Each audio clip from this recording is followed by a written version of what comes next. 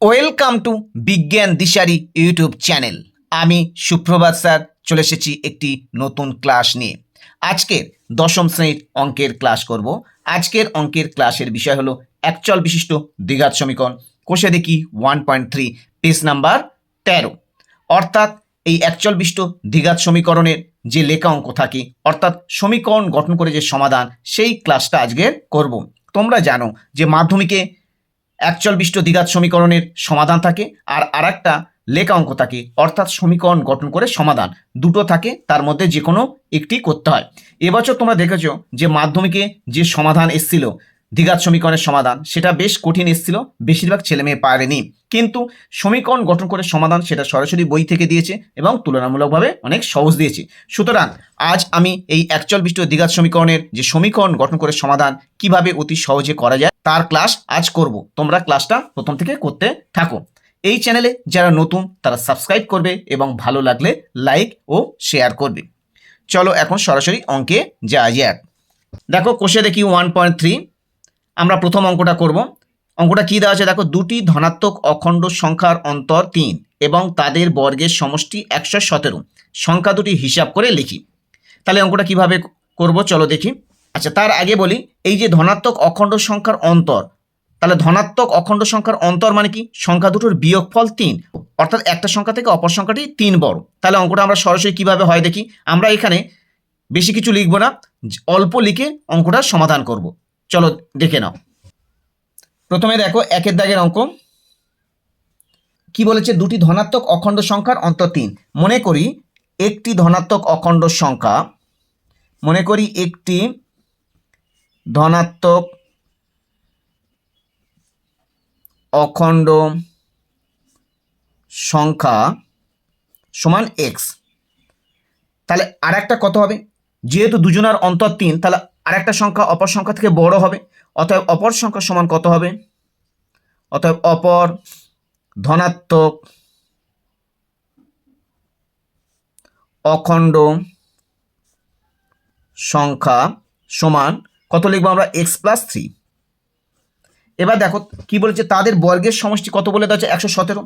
তাহলে অতএব প্রশ্নানুসারে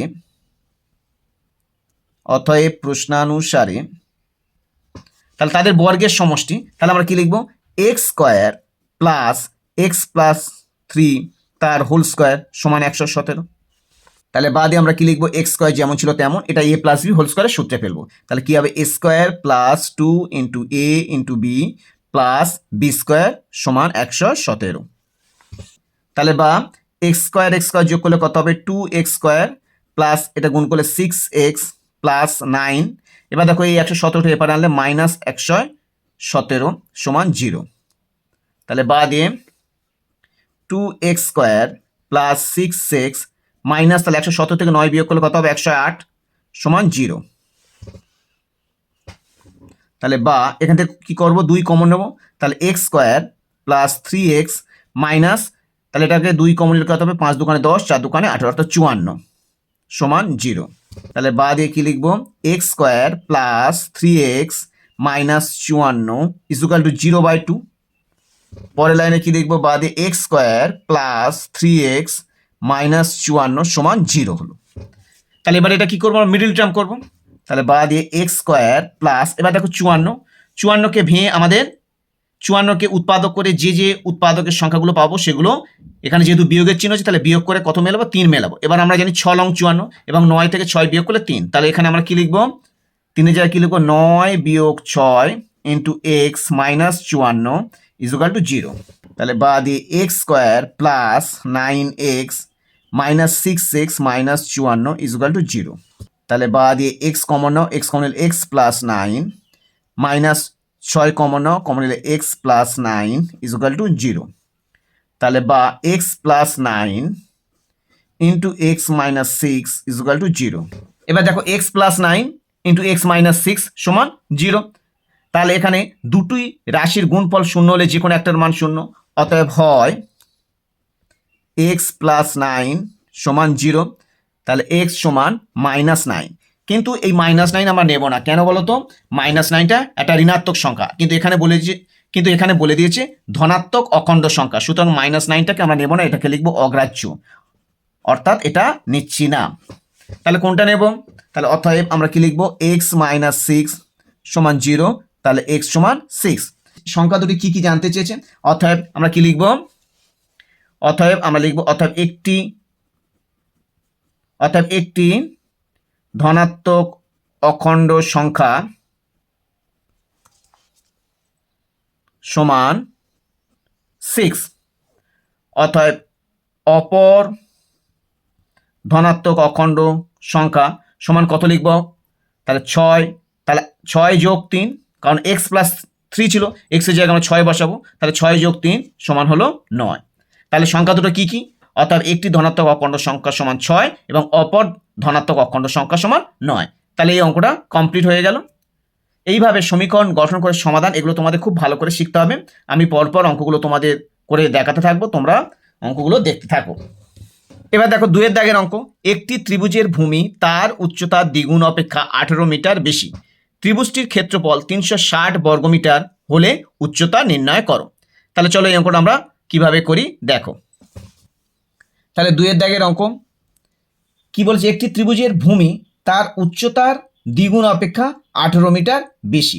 তাহলে ভূমিটা উচ্চতার দ্বিগুণ অপেক্ষা 18 মিটার বেশি। তাহলে আমরা উচ্চতাটা আগে ধরে নেব, তবে ভূমিটা পাবো। মনে করি ত্রিভুজটির উচ্চতা সমান এক্স মিটার। অতএব ত্রিভুজটির ভূমি কি হবে? অতএব ত্রিভুজটির ভূমি সমান, তাহলে ভূমিটা উচ্চতার দ্বিগুণ অপেক্ষা, উচ্চতা কত? এক্স, তার দ্বিগুণ হলো কত? 2x, এবং তার থেকে 18 মিটার বেশি, তাহলে 2x প্লাস 18। এটা হলো ভূমি, পেয়ে গেলাম। তাহলে ত্রিভুজটির উচ্চতা এক্স মিটার, ভূমি হলো 2x প্লাস 18 মিটার। এবার ত্রিভুজটির ক্ষেত্রফল কত বলে দিয়েছে? 360 বর্গমিটার।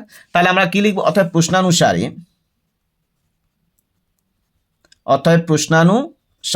আমরা জানি ত্রিভুজের ক্ষেত্রফলের সূত্র কি? হাফ ইন্টু ভূমি ইন্টু উচ্চতা।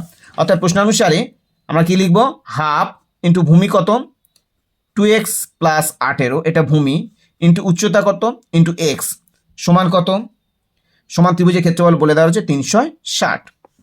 এবার দেখো এটাকে আমরা যদি ক্যালকুলেশন করি, হাফ যেমন আছে তেমন রাখলাম, ইন্টু এখান থেকে যদি 2 কমন নেই, তাহলে 2 কমন নিলে এক্স প্লাস 9 ইন্টু এক্স সমান কত না হলো? 360। এবার দেখো এখান থেকে 2 2 চলে যায়, পরের লাইনে বা দিয়ে এবার দেখো এই এক্স এর সঙ্গে এক্স গুণ করলে কত হবে? X square plus 9x।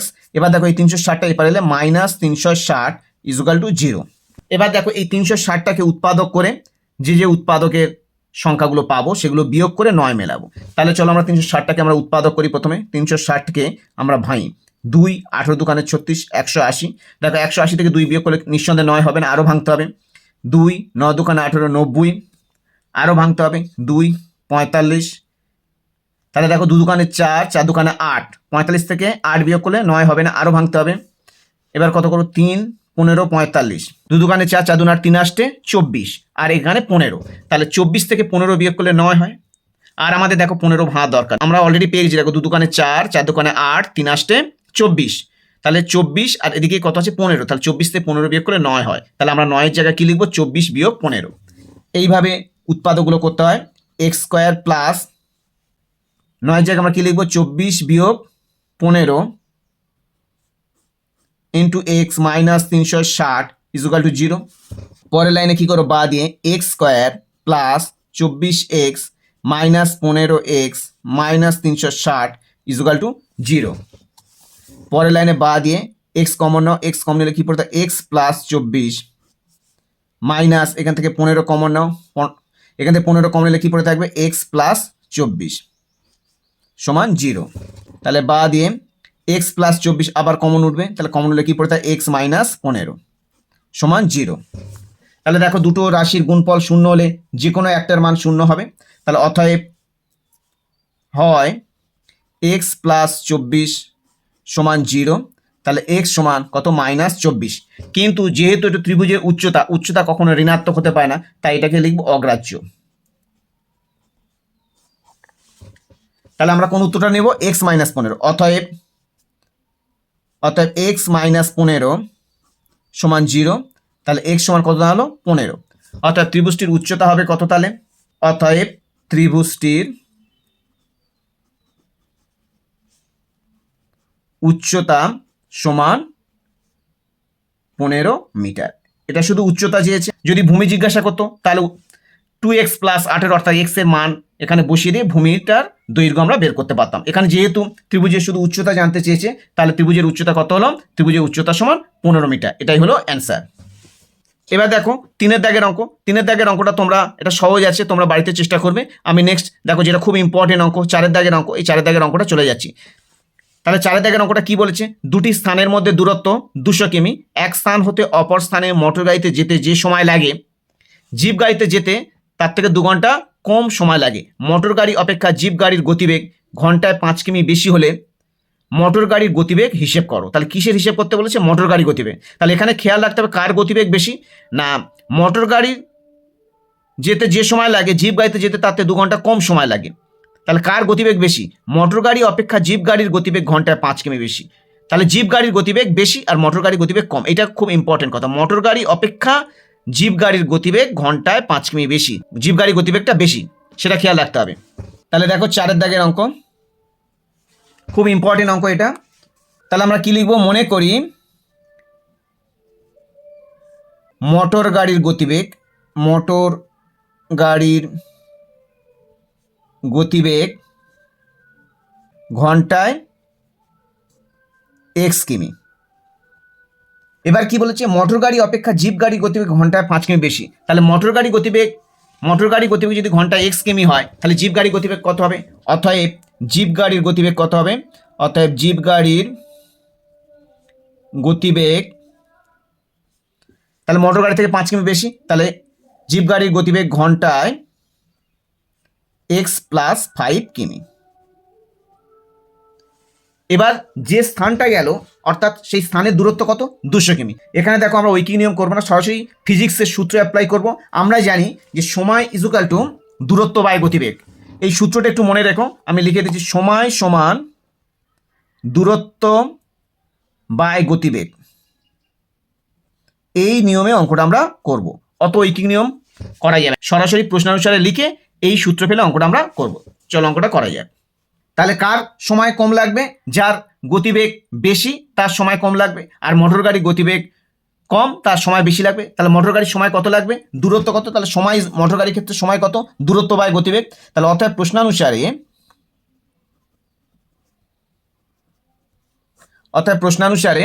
তাহলে মোটর গাড়ি কত সময় লাগবে? দেখো দূরত্ব কত? 200, আর মোটর গাড়ির গতিবেগ কত? ঘন্টায় x কিমি। তাহলে আমরা জানি সময় ইজ দূরত্ব বাই গতিবেগ। আর জিপ গাড়ির সময় কত লাগবে? সেই একই দূরত্ব 200 ডিভাইড বাই x প্লাস 5। এবার দেখো মোটর গাড়ির সময় বেশি লাগবে, জিপ গাড়ির সময় কম লাগবে। তাহলে এদের মধ্যে বিয়োগ করলে তাহলে কত সময় কম লাগবে? না 2 ঘন্টা কম সময় লাগবে জিপ গাড়ি। তাহলে মোটর গাড়ি বেশি লাগবে, তাহলে বেশি থেকে কম বিয়োগ করে আমরা কত পেলাম? 2 ঘন্টা। তাহলে প্রথমটা বিয়োগ দ্বিতীয়টা সমান 2 ঘন্টা। তাহলে এই সমীকরণটা এবার সমাধান করব। তাহলে প্রথমে দেখো এখানে 200 আছে, এখানে 200 আছে, আমরা কি করব? 200 কমন নিয়ে নেব। তাহলে 200 কমন নিলে কি পড়ে থাকবে? আমরা সেকেন্ড ব্র্যাকেট দিই 1/x মাইনাস 1/x প্লাস 5 সমান 2। তাহলে বা দিয়ে 200 সেকেন্ড ব্র্যাকেট থাক। এবার দেখো এখানে x ইন্টু এক্স প্লাস 5 লসাগু। তাহলে এবার দেখো x মিলে গেল, পড়ে থাকলো কি? x plus 5। তাহলে এখানে x plus 5 minus x plus 5 মিলে গেল, পড়ে থাকলো এখানে x সেকেন্ড ব্র্যাকেট ক্লোজ সমান 2। তাহলে তাহলে 200 ইন্টু, এবার দেখো মাইনাস x প্লাস x কেটে গেল, তাহলে উপরে কি পড়ে থাকলো? 200 into 5 divide by x into X plus 5 সমান 2। তাহলে এবার দেখো এখান থেকে এই 200 আর 2 কিন্তু অলরেডি কেটে দেওয়া যায়। এই 2কে 200 দিয়ে কাটলে কত হবে? 2কে আমরা যদি 200 দিয়ে কেটে দিই কত থাকবে? 100। তাহলে বা দিয়ে আমরা কি লিখবো? এবার কোনাকুনি গুণ করব। x ইন্টু এক্স প্লাস 5 সমান কি হবে? 100 আর 5 গুণ করলে কত হবে? 500। তাহলে বা এক্স স্কোয়ার প্লাস 5x সমান 500। পরের লাইনে আমরা কি করব? বা দিয়ে X square plus 5x minus 500 equal to 0। এইবার দেখো 500কে উৎপাদক করে এখানে 5 মেলাতে হবে। আমরা জানি 20 আর 25 গুণ করলে 500 হয়, আর 25 থেকে 20 বিয়োগ করলে 5 হবে, সেটাই আমরা লিখব। তাহলে বাদে এক্স স্কোয়ার প্লাস 25 বিয়োগ 20 into X minus 500 equal to 0। তাহলে বা দিয়ে X square plus 25x minus 20x minus 500 equal to 0। তাহলে বা এখান থেকে এক্স কমন হয়, এক্স প্লাস 25, এখানে মাইনাস 20 কমন হয়, 20 কমন হলে কী পড়তে হবে, এক্স প্লাস 25 সমান 0।